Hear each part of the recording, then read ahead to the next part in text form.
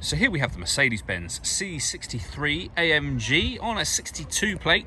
I'm going to start off by showing you around the outside of the car, and then we'll hop in and run through some controls on the inside.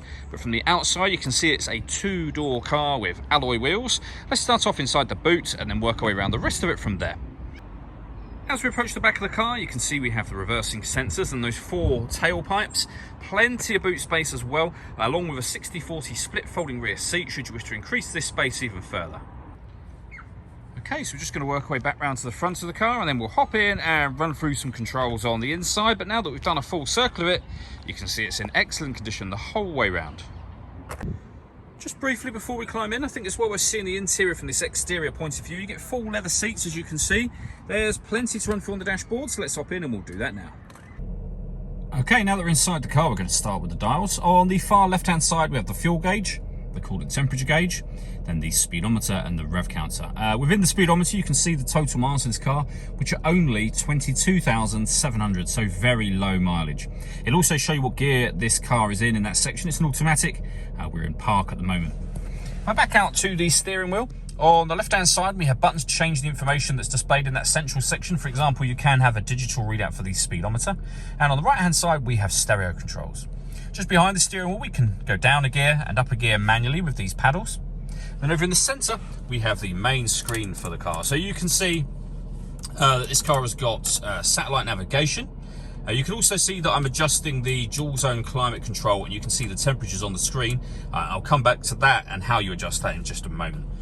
We can make our way back to the home screen from the buttons down here, or immediately access certain other menus. So for example, if you want to pair your phone, hit telephone and you'll be on the telephone menu.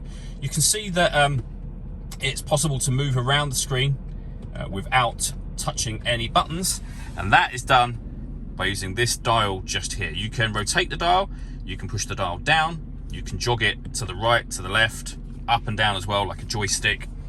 So for example, you can rotate it around to nav, push the button down, you can go into audio, push the button down to enter that menu. At the bottom here, you can see we've got radio and various presets available to us. You can also listen to your own music as well, of course. If I put the car into reverse, the parking sensors will cut in once you start reversing the car. Working our way down, we have the main volume for the stereo.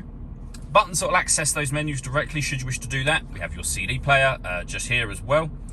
We can answer and end phone calls once you paired the phone. Below that, we've got a heated driver's seat with 3 different heat settings, and the same over on the passenger side. We have traction control. We can turn the parking sensors off, and we've got a hazard warning lights just there as well. Below that, if I move the gear lever out the way, we have dual zone climate control. So this is where you adjust the temperatures that you saw being adjusted up on the screen. You can see the temperature here, or make reference to the screen. We can adjust the fan speed up and down. We can determine where we'd like the air to be distributed. That button will turn your air conditioning on and off again. Or you can hit auto. The car will now maintain the temperatures you've asked for, which you can hear it doing by taking control of the fan speed for you. You can override that whenever you wish to. We have this section which opens up to reveal a 12-volt charging socket. And then this dial will change the driving setup of the car, so you can put the car into various different modes from there. And then lastly, we have the gear lever for the fully automatic gearbox.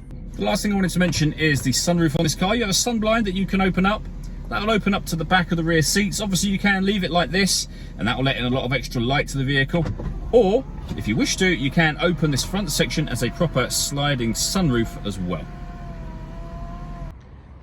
All that leaves me to say is thank you for taking the time to watch this video. If you'd like to come and see the car in person and have a test drive, please feel free to give us a call here at Mach 1 Cars. We'd love to hear from you soon.